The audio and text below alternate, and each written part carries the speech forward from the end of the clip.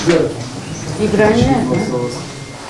Şükür az geliyor. Geri çek hayatım sen otur. Şükür.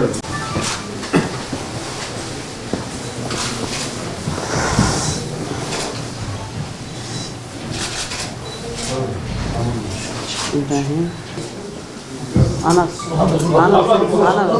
Runik. Anne sakin ol. Anne sakin ol. Sakin, ana, sen. Ana.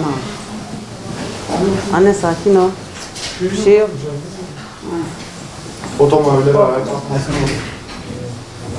Alınca iyi. Onun poteren Ay.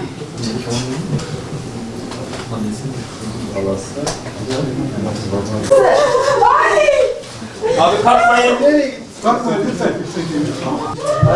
Erkan çık oradan. Abi içeri al. İçeri almam lazım. İçeri al. Anladım içeri al. Erkan. Otur uzan yorulma. Ay öleyim nefesim kesildi öleyim. Öleyim. Baba. Oy baba kurban olayım oğluma. Oy baba nefesim kesildi. Kurban olayım. Ay.